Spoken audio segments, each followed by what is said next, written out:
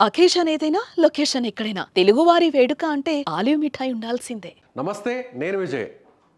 మరికొన్ని గంటల్లో పాకిస్తాన్ మీద ఇండియా యుద్ధానికి దిగబోతుందనేటువంటి కదలికలు అయితే చాలా స్పష్టంగా కనిపిస్తున్నాయని అనేక వార్తా సంస్థలు చెప్తున్నారు. అలాగే నిఘా వర్గాలు కూడా చెప్తున్నటువంటి విషయాన్ని మనం చూసాం. అయితే ఇప్పుడు నిజంగా ఇండియా పాకిస్తాన్ మధ్య వార్ జరిగితే మన భారతదేశంలో ఏ రాష్ట్రాలకి ఎక్కువగా ప్రభావం ఉండే అవకాశం ఉంది, అలాగే పాకిస్తాన్ ఎంతవరకు తీవ్రంగా నష్టపోయే అవకాశం ఉంది, అదేవిధంగా ఒకవేళ అణుయుద్ధమే జరిగితే ఇండియాలో ఉన్నటువంటి ఏ ప్లేసెస్కి ప్రాబ్లం ఉంది, పాకిస్తాన్లో ఏ ప్లేసెస్ పూర్తిగా ఇబ్బంది పడే అవకాశం ఉంది. దీని గురించి డిస్కస్ చేద్దాం. మనతో పాటున్నారు రిటైర్డ్ ఆర్మీ ఆఫీసర్ కల్నల్ వివి రావు గారు. సార్ నమస్తే.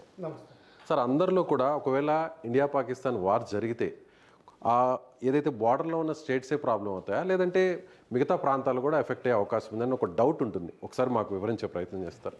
అలాగే అణుయుద్ధమే జరిగితే ఎక్కువగా ప్రభావం ఉండేటువంటి ప్రాంతాలు ఏంటి? ఎస్, ఇది ఇండియా మ్యాప్. ఇక్కడ మనం చూసినట్లయితే ఈ గ్రీన్ కలర్లో కనిపిస్తుంది చూసారా, ఇది పాకిస్తాను, ఈ మిగిలినటువంటి ప్రాంతం అంతా కూడా ఇండియా. సో గుజరాత్, రాజస్థాన్, పంజాబ్, ఇప్పుడు ఇష్యూ ఉండేటువంటి ప్రాంతం జమ్మూ అండ్ కాశ్మీర్. సో ఏ స్టేట్స్కి ఎక్కువగా ఎఫెక్ట్ ఉండే అవకాశం ఉంది? మొత్తం ఒకటి చూడాలండి, యుద్ధం అంటూ జరిగితే అంటే ప్రాపర్ డిక్లరేషన్ అయ్యి యుద్ధం అంటూ జరిగితే మొత్తం భారతదేశం ఇన్వాల్వ్ అవుతుంది, దేశం అంతా ఇన్వాల్వ్ అవుతుంది. ఏ ఏరియా కూడా 2.5 వార్ అంటున్నాం, 2 వార్ అన్నది పాకిస్తాన్ చైనా అనుకుంటే ఆ 0.5 వార్ ఇండియాలో అంతర్గతంగా జరుగుతుంది. అది ఏ స్టేట్ అయినా కావచ్చు, ఎక్కడైనా ఏ విధంగా అయినా జరగచ్చు. అది respective state governments law and order issue అవుతుంది, వాళ్ళకి పారామిలిటరీ బలగాలు వాళ్ళకి హెల్ప్ చేయొచ్చు, అలాగే వాళ్ళ ఇంటెలిజెన్స్ గ్యాదరింగ్ ఇవన్నీ చూసుకుంటూ ఉండాలి. అండ్ నేషనల్ ఇన్వెస్టిగేషన్ ఏజెన్సీ చాలా కీలకమైన రోల్ ఉంటుంది ఇందులో. ఇంకా యుద్ధం అంటారా, ప్రస్తుతానికి యుద్ధం డిక్లేర్ అవ్వలేదు. యుద్ధం అన్నది డిక్లరేషన్ అనేది president of India emergency declare చేసి సైన్ చేస్తారు. దానిలో ఒక బ్లూ బుక్ అని ఉంటుంది, అంటే కొన్ని ఎస్ఓపీస్ ఉంటాయి. దానివల్ల ఏంటంటే కంప్లీట్ స్టేట్ రిసోర్సెస్ అన్ని, అంటే విమానాలు కావనివ్వండి, అంటే మీకు IndiGo, air India, spice jet ఇటువంటి ఎయిర్లైన్స్ తోటి పాటు రైల్వేస్, స్టీమర్ నెట్వర్క్ మొత్తం అన్ని, రోడ్వేస్, ట్రక్స్, సివిల్లో ఉన్న ట్రక్స్ కూడా అన్ని గవర్నమెంట్ చేతుల్లోకి వస్తాయన్నమాట. కంట్రోల్లోకి తీసుకోవచ్చు, ఏ అవసరం వస్తే అది తీసుకోవచ్చు. ఇప్పటి వరకు అలాంటి పరిస్థితి ఎప్పుడన్నా వచ్చింది సార్? చాలాసార్లు మొబిలైజ్ అవ్వడం జరిగింది. 2001లో ఒకసారి అయింది. 1999 కార్గిల్ టైంలో కూడా కొంతవరకు చేసాం, కానీ అప్పుడు లిమిటెడ్ వార్ అయింది. లిమిటెడ్ వార్ అంటే వార్ కేవలం కార్గిల్ ఏరియాకి పరిమితం చేసాం, ఈ ప్రాంతానికి ఈ ప్రాంతానికే పరిమితం చేసాం, ఇంకా ఇక్కడ కూడా రాలేదు. ఆ ప్రాంతానికి లిమిటెడ్ వార్ అన్నది చేశాం. సో ఇప్పుడు ఇష్యూ ఇక్కడ నడుస్తుంది, ఇది ఈ ప్రాంతంలో నడుస్తుంది, ఇదంతా కూడా జమ్మూ అండ్ కాశ్మీర్. సో పంజాబ్ కూడా బార్డర్ని షేర్ చేసుకుంటుంది, రాజస్థాన్ షేర్ చేసుకుంటుంది, గుజరాత్ షేర్ చేసుకుంటుంది. సో ఇప్పుడు ఈ బార్డర్ అంతా కూడా ఆర్మీ వెళ్ళిపోతుంది. అప్పుడు ప్రజెంట్ ఇప్పుడు బార్డర్లో ఆర్మీ ఉందా? అంటే జమ్మూ అండ్ కాశ్మీర్ మినహాయించిన స్టేట్స్లో ఆర్మీ లేదండి, బోర్డర్ మీద ఆర్మీ లేదు, ప్రస్తుతం లేదు. అదేమవుతుందంటే అండి, మన అసీం మునీర్ గారు స్పీచ్ ప్రకారం ఏంటంటే ఆయన ఏమన్నారంటే కాశ్మీర్ ఇస్ ద జగులర్ వీన్, అంటే వాళ్ళకున్న తల తెగిపోయేంత పరిస్థితి అయ్యే విధంగా కాశ్మీర్ ఇష్యూ ఒకటే ఉందని చెప్పారు. అంటే ఏంటంటే మిగతా స్టేట్స్కి ఆయనకి సంబంధం ఏమీ లేదు, కాశ్మీర్ గురించే మనం ప్రస్తుతం ఆలోచిస్తున్నాం. అలాగే టెర్రరిస్ట్ ఇన్సిడెంట్ జరిగింది కూడా కాశ్మీర్లోనే, దీనికి వర్స్ట్ ఎఫెక్టెడ్ కాశ్మీర్ ప్రజలు కూడాను. అలాగే మన పార్లమెంట్ రిజల్యూషన్ పివి నరసింహరావు గారి టైం నుంచి పిఓకే నాన్ నెగోషియబుల్ అన్నారు. అంటే ఏంటంటే దాని మీద నెగోషియేషన్, అది ఇండియా అదే అని చెప్పారు. అప్పటి నుంచి ఎంతో నీళ్లు పారినాయి, సింధు నదిలో కానీ, గోదావరిలో కానీ, గంగాలో కానీ. ఏదైతే అయిందో ఇప్పుడు ప్రస్తుతానికి ఆర్టికల్ 370 తీసేసిన తర్వాత ఈ మిగతా ఏరియాస్ కూడా మనం వెనక్కి తీసుకుంటామని పార్లమెంట్లో స్పష్టంగా చెప్పడం జరిగింది. దీనితో పాటుగానే అక్కడ కొన్ని ఎమ్మెల్యే వేకెన్సీలు 12 ఎన్నో ఖాళీగా పెట్టడం జరిగింది. మన జమ్మూ కాశ్మీర్ అసెంబ్లీ ఇప్పుడు ఎన్నికైంది చూసారా, అందులో కొన్ని అసెంబ్లీ వేకెన్సీలు ఖాళీగా ఉన్నాయి. ఎందుకోసం? ఎందుకంటే ఆ సీట్లు ఒక పిఓకేలోవి ఎన్నికలు అవ్వలేదు, మనం కండక్ట్ చేయలేకపోతున్నాం ప్రస్తుతానికి. మన భూభాగమే కాబట్టి వాళ్ళ సీట్లు వాళ్ళకి ఉన్నాయి. రేపు ఒకవేళ మనం వెనక్కి తీసుకున్న రోజుని వాళ్ళకి బై ఎలక్షన్స్ పెడతారు, బై ఎలక్షన్స్ పెట్టి వాళ్ళు ఎన్నుకోవడం జరుగుతుంది. ఓకే. వాళ్ళు కాశ్మీర్ అసెంబ్లీలో పార్టిసిపేట్ కూడా చేయడం జరుగుతుంది. అలాగే ఇంకొక చేంజ్ ఒకటి వచ్చింది ఏంటంటే, అంతకుముందు వరకు కాశ్మీర్ నుంచి వింటర్లో జమ్మూ వచ్చేది రాజధాని, ఇప్పుడు అది కూడా మానేసేవాడిని. ఓకే. వింటర్ లో జమ్మూకి వచ్చేది క్యాపిటల్, సమ్మర్ లో శ్రీనగర్కి వెళ్ళిపోయింది. శ్రీనగర్ తర్వాత అక్కడ శాంతి వచ్చింది, టూరిజం విపరీతంగా పెరిగింది. 2.4 మిలియన్ టూరిస్టులు వచ్చినట్టు, 2.4 crore 24 crore అంత టూరిస్టులు వచ్చినట్టు లెక్క. ఎంత 64 lakh పాపులేషన్ కాశ్మీర్లో ఎంత ఇంపాక్ట్ ఉంటుంది చూడండి. అదంతా అయిన తర్వాత అది పాకిస్తాన్కి పడలేదు. అందువల్ల ఈ టెర్రరిస్ట్ అటాక్ చేసి కాశ్మీర్ ఇష్యూ ఇంటర్నల్గా రైజ్ చేస్తున్నారు. ఇంకో విషయం ఏంటంటే అండి, వాళ్ళకి అంతర్గతంగా కూడా చాలా ప్రాబ్లమ్స్ ఉన్నాయి. ఎకానమీ ఫెయిల్ అయిపోతుంది, పొలిటికల్ స్టెబిలిటీ లేదు, మెయిన్ గెలిచిన లీడర్ అపోజిషన్ లీడర్లుగా ఉన్నారు, గెలిచిన క్యాండిడేట్స్ ఇండిపెండెంట్ క్యాండిడేట్స్ కింద సెనేట్లో ఉన్నారు, మైనార్టీ లీడర్ ప్రైమ్ మినిస్టర్ చేస్తున్నారు. బలూచిస్తాన్లో ప్రాబ్లం నడుస్తుంది. బలూచిస్తాన్ అంటే ఈ ఏరియా వస్తుందండి దాదాపు, ఆ ఏరియా నడుస్తుంది. అలాగే ఈ NWFP ఈ ఏరియాలో కూడా ఇక్కడ ప్రాబ్లం నడుస్తుంది. ఆఫ్ఘనిస్తాన్తో బార్డర్ షేర్ అయ్యే ప్లేస్. దాంతోపాటుగా ఈ టెర్రరిస్ట్ యాక్టివిటీస్ వాళ్ళ ఓన్ కొంతకాలం తర్వాత ఏంటంటే, సింహం ఏంటంటే దాన్ని జూలు విదిల్చుకుంటుంది. ఆ సైడ్ని టెర్రరిస్టులను ట్రైన్ చేసి వాళ్ళ ఓన్ ఇంటర్నల్గా కూడా షియాస్ సున్నీ ప్రతిసారి మొహరం రోజుని షియా మాస్కులను అటాక్ చేయడం జరుగుతుంది. ఈసారి కూడా జరిగింది, చాలామంది చనిపోవడం జరిగింది. ఇవన్నీ జరుగుతున్నాయండి. సార్, పర్టికులర్గా మనం ఇప్పుడు వస్తే ఈ పాయింట్కి వస్తే, ఒకవేళ వార్ జరిగిందే అనుకుందాం, ఇన్ కేస్ ఆఫ్ ఆ సిచ్యువేషన్ వచ్చింది, అప్పుడు పాకిస్తాన్లో ఉన్నటువంటి తాజాగా ఒక మంత్రి కూడా చెప్పాడు, మా దగ్గర 130 పైగా అణుబాంబులు ఉన్నాయి, సో వాటిని భారత్ మీద ప్రయోగించడం కోసమే అంటున్నారు. ఒకవేళ పాకిస్తాన్ నుంచి అణుబాంబులు వేస్తే మన దేశంలో ఏ ప్రాంతాల వరకు కవర్ చేసే అవకాశం ఉంది? అంటే ఆ సిచ్యువేషన్ రాకూడదని అనుకుందాం, ఒకవేళ చేస్తే ఎంతవరకు అవకాశం ఉంటుంది? అలాగే మనం పాకిస్తాన్ని పూర్తిగా తుడిచిపెట్టేయచ్చా? ఫస్ట్ థింగ్ మనం ఆలోచించాల్సింది ఏంటంటే, న్యూక్లియర్ డాక్టరీన్ అని ఒకటి తయారైన డాక్యుమెంట్ ఒకటి ఉంటుందండి. మన ఇండియా బేసిక్ పాలసీ అంటే వన్ వర్డ్లో చెప్పాలంటే నో ఫస్ట్ యూజ్ పాలసీ. అంటే మేము ఎప్పుడు ఫస్ట్ టైం వాడాం, ఎంత పరిస్థితి వచ్చినా మేము వాడాం. కానీ వేరే వాళ్ళు వాడితే మాత్రం మేము వాడదలుచుకున్నాం. వాడుతున్నారనే సమాచారం వచ్చినా కూడా మనకి వాడేటువంటి అవకాశం ఉంటుంది? లేదండి. వాళ్ళు యాక్చువల్గా ఫిజికల్గా అదేంటంటే ఇంటెలిజెన్స్ కానీ ఎగ్జిక్యూషన్ అయ్యేంత వరకు అది ఉండదు. ఫస్ట్ హిట్ మనం తీసుకోవాల్సి వస్తుంది బహుశా. అందులో మనమే వేసామని పేరు వస్తుంది. అలా ఏం కాదండి, అందులో క్లారిటీ వచ్చేస్తుంది ఎవరు వేశారన్నది. అంత ఈజీ ఏం కాదు. ఎందుకంటే అది మిసైల్ ద్వారా పంపించాలి, లేకపోతే ఎయిర్ క్రాఫ్ట్ ద్వారా పంపించాలి. కొన్ని టాక్టికల్ మిసైల్స్ అయితే మాత్రం అంటే బోర్డర్ ఏరియాస్లోనే ఫైర్ చేయొచ్చు. టాక్టికల్ రౌండ్స్ కూడా ఉంటాయండి, అంటే బిలో 2 కిలోటన్, అంటే చిల్లర పైసల్లాగా అవి ఆర్మీ స్థావరాల మీద వాడచ్చు. అలా కాకుండా కొంచెం డర్టీ బాంబ్స్ ఉంటాయండి. డర్టీ బాంబ్స్ అంటే ఏంటంటే, ఈ శుద్ధి చేసిన యురేనియము, ఇటువంటి జిర్కోనియం, ఇటువంటి మెటీరియల్స్ ఉంటారు చూసారా, రేడియో యాక్టివ్ మెటీరియల్, అవి తీసుకొచ్చి నదుల్లో కలపడం, లేకపోతే ఇటువంటివి చేస్తూ ఉంటారు. దీన్ని డర్టీ బాంబ్స్ అంటారు. అంటే డ్యామేజ్ ఎక్కువ, మనుషుల్ని చంపబోవచ్చు, కానీ రేడియేషన్ వల్ల దానివల్ల తెగుళ్ళు వచ్చేస్తాయి, జెనెటిక్ డిఫెక్ట్స్ వచ్చేస్తాయి ఏరియాలో. దీన్ని ఆ డర్టీ బాంబ్ చేసే అవకాశాలు కూడా ఎక్కువ ఉన్నాయి. డైరెక్ట్గా బాంబ్ని వేయడం కంటే కూడా ఇలా కూడా చేస్తారు, డర్టీ బాంబ్స్ కూడా వేస్తారు. ఇలా కూడా చేయొచ్చు. ఓకే. ఆ ప్రమాదం కూడా ఉంది. ఆ ప్రమాదం కూడా ఉంది. ఎందుకంటే అది నేను చేయలేదని చెప్పేస్తాడు.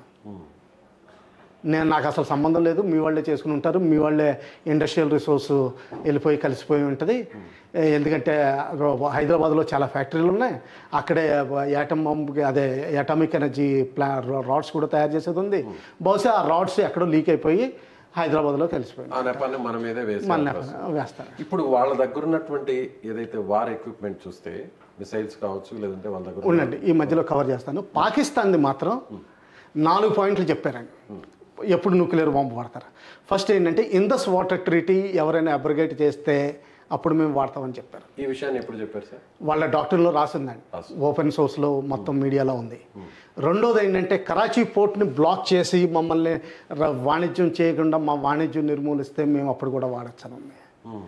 మూడోది ఏంటంటే, మా దాంట్లోంచి ఏ రాష్ట్రమైనా ఏ ప్రాంతమైనా సరే వేర్పాటువాదంతో వేరే దేశం హెల్ప్ చేయాలని చూస్తే అప్పుడు కూడా మేము వాడతాం ఆ దేశం మీద ఉంది. ఇప్పుడు మనం గమనించాల్సింది ఏంటంటే, 2 నెలల క్రితం జరిగిన ఒక ట్రైన్ అంబుష్ ఇన్సిడెంట్లో పాకిస్తాన్ మన భారత్ హస్తం ఉందని చెప్తోంది. అది మన ఆఫ్ఘనిస్తాన్ ద్వారా చేస్తున్నామని వాళ్ళు చాలా అభియోగం మోపారు. సో ఆ విధంగా ఉంటుంది. ఇంకా నాలుగోది ఏంటంటే దీని థర్డ్ పాయింట్ ఇదే కొంచెం వేరుగా, దేశంలో ఏ ప్రాంతమైనా ఆ ప్రాంతం ఏదన్నది చెప్పలేదు. ఈవెన్ పిఓకే గురించి కూడా అనుకోవచ్చు, ఎందుకంటే కాశ్మీర్ రాలేదంటున్నారు, డైరెక్ట్గా చెప్పట్లేదు. కానీ కాశ్మీర్ రాలేదంటున్నారు. కాశ్మీర్ పిఓకే మనం తీసుకుంటే కాశ్మీర్ మొత్తం వెళ్ళిపోయినట్టు లెక్క కదా, అంటే వాళ్ళ ప్రకారం వాళ్ళ భూభాగం వెళ్ళిపోయినట్టే లెక్క కదా. అంటే అది ఏ విధంగా ఇంటర్ప్రిట్ చేయాలనేది వాళ్ళు యాంబిగ్యూటస్గా అక్కడ వదిలేశారు. ఇది వాళ్ళ డాక్ట్రిన్. కానీ మనం మాత్రం ఒక్క విషయాన్ని చెప్పాం, ఎవరైనా మన మీద ప్రయోగించిన నో ఫస్ట్ యూజ్, మనం మాత్రం ఫస్ట్ వాడాం. అది చాలా క్లారిటీతో ఉంది. ఇప్పుడు మిగతా టార్గెట్స్ అంటారా, అవి వాళ్ళు ఏ విధంగా ఎన్నుకుంటారు, స్ట్రాటజిక్ టార్గెట్స్ ఎన్నుకుంటారా, మొత్తం వాడచ్చు అంటారా, మొత్తం వాడడానికి అంత లేదు. ఎందుకంటే దాని డెలివరీ మెకానిజమ్స్ ఇవన్నీ బోల్డంత తతంగా ఉంటుంది.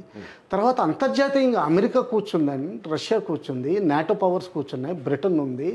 వాళ్ళంతా ఖాళీ చేతులతో కూర్చోలేదు. వాళ్ళు ఎప్పుడు ఈ పాటికే శాటిలైట్ ఇమేజరీ తోటి వీటితోటి అన్నీ గమనిస్తూ ఉంటారు. అలాగే చాలా వరకు టెక్నాలజీ వాళ్ళ కంట్రోల్లో ఉందండి. ఇంకా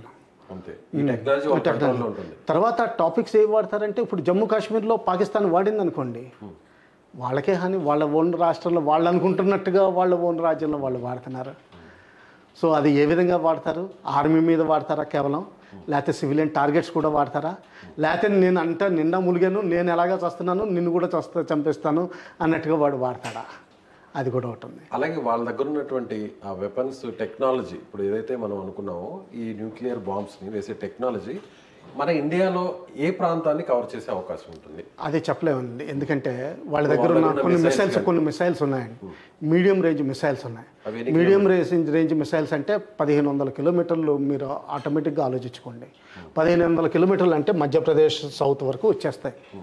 ఇంకొన్ని మామూలుగా విమానాల ద్వారా అంటే ఎక్కడికైనా వెళ్ళచ్చు.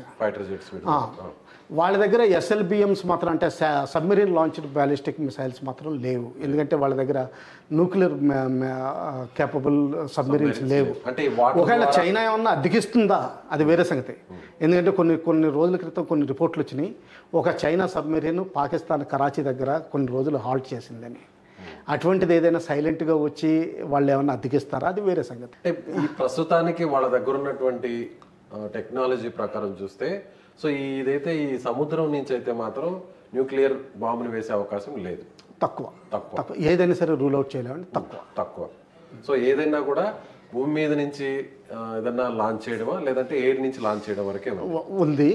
అలాగే మామూలు సబ్మెరీన్లో కూడా అంతకుముందు 1971 వార్లో చూస్తే 1 నెల రోజుల నుంచి ముందర వచ్చేసి వైజాగ్ హార్బర్ బయట కూర్చుంది, PNS ఘాజీ అని. అటువంటి వాటిలో కూడా మామూలు తక్కువ రకం న్యూక్లియర్ వెపన్ పెట్టచ్చు, అందులో డౌట్ ఏం లేదు. కాకపోతే వాళ్ళ టార్గెట్స్ ఎంతవరకు అచీవ్ చేస్తారు, ఏమి అచీవ్ చేస్తారు. ఇంకోటి గమనించాల్సిన విషయం ఏంటంటే, ఈ పంజాబ్ ఏరియాలో ఉన్న వాటర్స్ అన్నీ ఆఖరు ఇందస్లోనే కలుస్తున్నాయి, సింధు నదిలోనే కలుస్తాయి. సింధు నదిలో కలిసిన తర్వాత వాళ్ళ agriculture complete Sindhu province, complete Punjab province మొత్తం ఎఫెక్ట్ అవుతుంది. సో మనం ఏదైనా చేయాలనుకుంటే కూడా దాన్ని ఈజీగా చేసేయచ్చు. డర్టీ బాంబ్స్ లాంటివి ఏదన్నా అది కూడా ఉందండి. ఈ డర్టీ బాంబ్స్ అన్నది ఏంటంటే పాత యురేనియం కానీ సగం వాడేసిన డిప్లీటెడ్, ఎందుకంటే అటామిక్ పవర్ అందరి దగ్గర, వాళ్ళ దగ్గర కూడా ఉంది, చైనీస్ సపోర్ట్ తోటి తీసుకొచ్చింది. అందులో వాడిన డిప్లీటెడ్ యురేనియం ఉంటుంది చూసారా, దాన్ని ఒక విధమైన బాంబు కింద, పాయిజన్ కింద, రేడియేషన్ అది వదిలిపెట్టే విధంగా ఎక్కడైనా వదిలిపెట్టచ్చు. దానివల్ల ఏమవుతుందంటే ఆ ఏరియాలో రేడియేషన్ పెరిగిపోతుంది, జెనెటిక్ మ్యూటేషన్స్ వస్తాయి, చాలామంది గాయపడతారు. చెర్నోబిల్ గుర్తుపెట్టుకోండి, చెర్నోబిల్ ఎలాగైందో చెర్నోబిల్ చేయాలని చూస్తారు, ఇన్ సింపుల్ వర్డ్స్లో. సో ఇంకొకటి స్ట్రైట్ క్వశ్చన్ సార్, పాకిస్తాన్ని అసలు మ్యాప్లో నుంచి లేకుండా చేసేటువంటి సామర్థ్యం మన దగ్గర ఉందా? సామర్థ్యం మీరు ఎక్కువ తక్కువ ఎందుకు అంచనా వేసుకుంటున్నారండి? మన సామర్థ్యం మొత్తం ఈ రోజున మళ్ళీ తిరిగి ప్రపంచాన్నే తీసుకునే సామర్థ్యం మన దగ్గర ఉంది. అది ఏ విధంగా చేస్తామన్నది వేరు. విశ్వగురు మనం, విశ్వగురు అయినప్పుడు మన ప్రపంచమే మన చేతుల్లో ఉంటుంది. సో అది పాకిస్తాన్ అన్నది కేవలం మనం అసలు ఇప్పుడు లెక్క పెట్టని దేశం ఈ రోజుల్లో అవసరం లేదు. మనం already 3rd economy, world's largest economy అయ్యాం. రానున్న దేశాల్లో మనకున్న ఇంటలెక్టు, మనకి యూత్ పవర్ ఎక్కువ ఉంది. నెక్స్ట్ 40 years యూత్ పవర్ ఎక్కువ పనిచేయగలిగే, ఎక్కువ మ్యాన్ హౌస్ పెట్టగలిగే క్షమత ఉంది మనకి. దానివల్ల మనం సూపర్ పవర్ అవుతాం, ప్రపంచాన్ని శాసిస్తాం తప్పితే కానీ కేవలం పాకిస్తాన్ గురించి ఆలోచించాల్సిన అవసరం లేదు. ఇప్పుడు న్యూక్లియర్ టెక్నాలజీని వాడుతున్నారు అనేటువంటి సమాచారం మనకున్నటువంటి నిఘా వ్యవస్థ ద్వారా కానీ, రాడార్స్ ద్వారా కానీ ఏమన్నా మనం ముందుగానే అలర్ట్ చేసుకోవచ్చా? చేసుకోవచ్చని ఇంటెలిజెన్స్ వర్గాలు పనిచేస్తూనే ఉంటాయి. కానీ న్యూక్లియర్ వెపన్స్ అన్నది వాడడం అంత ఈజీ కాదండి. ఇదేంటంటే భయపెట్టడానికి తప్పితే కానీ, మురిగే కుక్కకు తప్పితే కానీ ఎంతవరకు నిజంగా కరుస్తుంది, కుక్కగా చిన్న కుక్క అయినా బొచ్చు కుక్క అయినా కరిస్తే మనకి ర్యాబీస్ వచ్చే అలా ఇది ఉంటుంది. కానీ ఎంతవరకు ఎఫెక్టివ్ ఉంటుంది అన్నది అది నిజంగా డౌట్ఫుల్. ఇప్పుడు వరకు ఎక్సెప్ట్ వన్ డెమాన్స్ట్రేషన్ హిరోషిమా నాగాసాకిలో తప్పితే ఎప్పుడు ఉపయోగించబడిన అవకాశాలు కనిపించలేదు. దాదాపు 20,000 పైన న్యూక్లియర్ వెపన్సే ఉన్నాయి ఒక్కొక్క సూపర్ పవర్స్ దగ్గర. అయినా కానీ వాడడం చాలా కష్టం అవుతుంది. సో మన దేశంతో పాటు పాకిస్తాన్, అమెరికా, చైనా, రష్యా వీటి దగ్గర మాత్రమే ఉన్నాయి న్యూక్లియర్ వెపన్స్. కొన్ని అన్అఫీషియల్ రిపోర్ట్స్ ప్రకారం ఇజ్రాయెల్ దగ్గర కూడా ఉన్నాయి. కొంతమంది ఇరాన్ దగ్గర కూడా వచ్చినాయి అంటారు. ఇరాన్ దగ్గర వాళ్ళ టెక్నాలజీ కొంచెం డెవలప్ చేసుకుంది అంటే. సో అదేవిధంగా వార్ వస్తే ఈ బార్డర్ అంతా కూడా కవర్ చేస్తుంది మిలిటరీ, అంతేనా? పాకిస్తాన్ని షేర్ చేసుకునేటువంటి అది వదిలేండి, అంటే ఆర్మీని పని చేసుకునేవ్వండి. అంటే ఏమవుతుందంటే వాళ్ళు ఎలా చేస్తారన్నది బార్డర్ ఏరియాలో BSF కూర్చుంటే చాలా ఆర్మీకి, అంతేనా? అంతే. ఆర్మీ ఎలాగెళ్తుందన్నది డీప్గా పాకిస్తాన్లో కట్ చేసి పని వెళ్తుందా? ఎందుకంటే నేను చెప్తున్నాను, ఈ రోడ్డు ఉంది కదండి, వాళ్ళకున్న మెయిన్ ఇంపార్టెంట్ రోడ్డు ఇలాగ వస్తుంది. ఇది కరాచీ. ఇక్కడ ఎక్కడ ఇంటర్వ్యూట్ చేసినా వాళ్ళు మొత్తం పాకిస్తాన్ కట్ అయిపోతుంది. సో మీరు అనుకున్నది పంజాబ్ నుంచి కానీ ఇటు కానీ ఇక్కడ నుంచి సెంట్రల్ ఇండియా కానీ ఇలాగ ఒక గీత గీసామనుకోండి, చూడండి ఎక్కడికి వెళ్ళిపోతుందో. సో ఎటువైపు నుంచి అయినా కూడా అటాక్ చేసే సామర్థ్యం మనకుంది. ఆఖరికి ఇక్కడి నుంచి కూడా చేయొచ్చు, ఎందుకంటే ఆల్రెడీ వెస్టర్న్ ఫ్లీట్ ఉంది. కొన్ని లాంచ్లు తీసుకుని మన ఇన్ఫెంట్రీని పంపించడం జరుగుతుంది. సో అటు సముద్రం నుంచి అయినా భూమి అక్కడ కూడా చేయొచ్చు.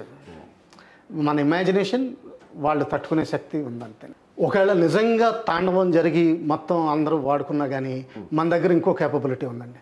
Submarine launched ballistic missiles Pakistan దగ్గర కేపబిలిటీ లేదు, మన దగ్గర ఉంది అది. అంటే మొత్తం అంతా ఇదైపోయిన తర్వాత కూడా సముద్రం నుంచి మనం న్యూక్లియర్ వెపన్స్ వాడి మొత్తం పాకిస్తాన్ని నేలమట్టం చేయగలిగే కెపాసిటీ మనకుంది. సముద్రంలోంచే మనం ల్యాండ్ వార్ఫేర్ కూడా చేయాల్సిన అవసరం లేదు. ఒకవేళ అంతా అయిపోయిన తర్వాత కూడా మనకి ఇంకా క్షమత ఉంది. అదే దీన్నే న్యూక్లియర్ ట్రయడ్ అంటారు. అంటే by air, by water, by road, భూమి మీద. సో ఇది చూసారుగా, ఎవరు కూడా భయపడాల్సినటువంటి అవసరం లేదు. పాకిస్తాన్ అణుబాంబుల పేరుతో బెదిరిస్తున్నప్పటికీ అరిచే కుక్క ఎప్పుడు కూడా కరవదు అనేటువంటి సామెత కూడా గుర్తు వస్తుందనేది వివిరావు గారు చెప్తున్నారు. కాబట్టి ఎవరు భయపడాల్సిన అవసరం లేదు. అణుబాంబులు వేసేటువంటి పరిస్థితి అయితే రాదు. ఒకవేళ వేయాలనేటువంటి ఆలోచన పాకిస్తాన్కు వచ్చినా కూడా దాన్ని వెంటనే అడ్డుకునేటువంటి శక్తి సామర్థ్యాలు మన వద్ద ఉన్నాయి. అలాగే పాకిస్తాన్ను ఎటువైపు నుంచి అయినా కూడా, ఆకాశం మీద నుంచి అయినా, లేదంటే భూమిపై నుంచి అయినా, లేదంటే సముద్ర జలాల నుంచి అయినా కూడా పూర్తిగా మ్యాప్లో నుంచి లేకుండా చేసేటువంటి శక్తి సామర్థ్యాలు, అలాగే మిలిటరీ వ్యవస్థ కూడా మన వద్ద ఉన్నాయని ఆయన చెప్తున్నారు. మీరేమనుకుంటున్నారు? మీ అభిప్రాయం ఏంటి? కామెంట్ చేయండి. Thank you so much.